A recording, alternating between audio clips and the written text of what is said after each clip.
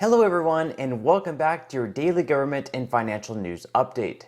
As always, I'm interested in hearing your thoughts on everything, and I wanted to thank everyone for giving my videos likes and sharing them, as that certainly helps push these videos out to other people like you. Okay, so even though inflation saw no change from June to July, inflation year over year is still running at a 40-year high, leaving many Americans struggling to get by.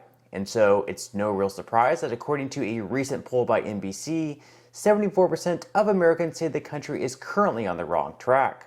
And a good Sunday morning to all of you. We are less than 3 months before the midterms, and our brand new NBC News poll paints a pretty bleak picture. Americans are angry, they're disappointed, and they are worried about the future of this country. Just 21% of adults say we are heading in the right direction, and once again, 3 out of 4 Americans say we are on the wrong track. In fact, this number, never before in our poll, has this wrong track number been over 70% for this long. It's been nearly a year now. 58%, by the way, say America's best years are behind us. That's an all-time high in our poll. So for nearly 1 year, as NBC's Chuck Todd states, Americans have felt that we've been on the wrong track, which is the longest in their poll's history. Sadly enough, 58% of Americans also feel that our country's best years are already behind us, so I'm definitely curious what all of you guys think. In the comment section below, let me know whether or not you feel like our country is currently on the right track. Now, I'm sure the Biden administration is well aware of these polling numbers, which is exactly why they're passing bills that have more to do with their climate agendas, and then slapping labels on them such as the Inflation Reduction Act. Basically, they're holding a bag of crap, then slapping a pretty old label on the bag to make it seem better than the bag of crap that it actually is, hoping to deceive the average American. This time though, it doesn't seem like that strategy is working in particular, with 71% of Americans saying that the Inflation Reduction Act will either make things worse or make no difference at all in their lives. People are skeptical that this thing is actually going to help them. So a plurality thought not make a difference with 36%, but 35% thought the bill would make things worse for me. 26% thought they would make things better for me. So, which, let's face it, if every American saw the data release showing that this bill would not lower inflation at all over a 10-year period, I'm sure the 26% of Americans that said the bill would make things better for them would actually be much lower. Now, one of the benefits of this bill, if you have the money that is you can now buy an electric vehicle for up to $7,500 cheaper than before. This is because of the $7,500 tax credit if you purchase a new EV, or $4,000 if it's a used EV. Well, the credit for a used EV is actually 30% of the sales price, or $4,000, whichever amount is less. Now, there are also a lot of restrictions on the credit, such as the final vehicle assembly needing to be in North America, and the car's critical battery minerals and components must have at least also been partially made in the United States. Regardless, being that we are currently in a recession, inflation is running at a 40-year high, and Americans have been seeing a net wage decrease every single month since the American Rescue Plan was signed into law. Most people really aren't in the market for EVs, something that will cost them on average right around $67,000. And this is apparently something that out-of-touch Energy Secretary Jennifer Granholm just doesn't quite grasp. And of course, the savings from a vehicle perspective of owning, maintaining, and not having to fill up are just enormous. Thank you. So sure, an EV will have a lot less maintenance than a gas-powered one, which is great, other than the fact that once again, the average cost of an EV is $67,000. But let's not completely rely on my opinion.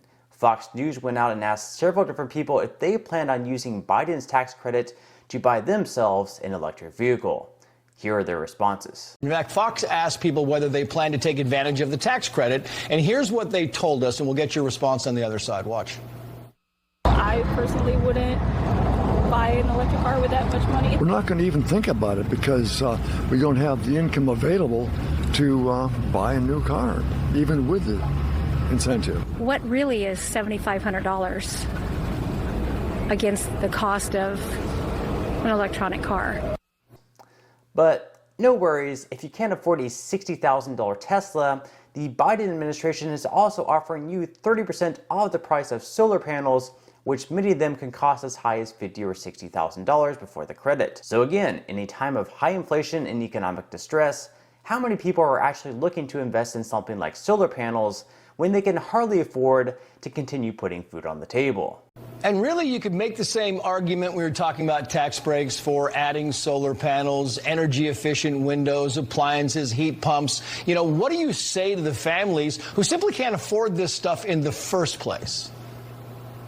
Well, number one, for your home, yes, there are significant incentives in this bill, which is great, to reduce people's energy costs on a monthly basis. So if you are low income, you can get your home entirely weatherized through the expansion from the bipartisan infrastructure law, a significant expansion. You don't have to pay for anything. If you want heat pumps, insulation, new windows, that is covered. If you are moderate income, today you can get 30% off the price of solar panels. Those solar panels can be financed, so you don't have to have the big outlay at the front. And when they're financed in a way that reduces your energy bill, even though you have solar panels. With this 30% off, it's a significant incentive. Same thing with if you don't qualify for the weatherization program, you will be able to, starting next year, get rebates on the appliances and equipment that will help you reduce your monthly energy bill by up to 30%. This is all about reducing costs for people. And yet the electricity prices continue to go up. Now again, just a quick poll for my YouTube audience. Over the next few years, do you see yourself buying an electric vehicle or having solar panels installed in your home? Okay, now moving into some news regarding stimulus checks. This week, more than 200,000 applicants in the state of Connecticut will be receiving up to $750. This is according to their governor, who had a news conference last Wednesday stating that families should be receiving them next week, which of course is now this week. Now apparently only around 70 to 80% of eligible households claim the money, and those who did apply will be receiving $250 per child dependent, up to 3 children, or $750 in total. To be eligible, you would have needed to have claimed a dependent under the age of 18 on your 2021 tax return, and if you were a single filer, you must not have earned more than $100,000. And if you filed jointly, the maximum you could have earned during that year was $200,000. Now, other than Connecticut, Indiana is also currently sending out tax rebates, and residents in Colorado will also be receiving payments at some point in late August, so that will be either this week or perhaps next week. Also in late August, residents of Hawaii will also begin receiving tax rebates in the amount of $300. So right now, a lot of payments are currently going out, but again, these are all at the state level, and there aren't any serious proposals at the moment at the federal level for a fourth stimulus check. If there are, or for any more state stimulus checks in the future, I'll definitely make sure to keep everyone updated. Okay, so now moving into some money news, where the market opens up once again today after the S&P 500 lost its 4-week winning streak last week. And so futures for today so far are also currently all in the red, unfortunately, with Dow futures down by 0.90%, S&P 500 futures down by 1.16%, and NASDAQ futures in the red by 1.54%.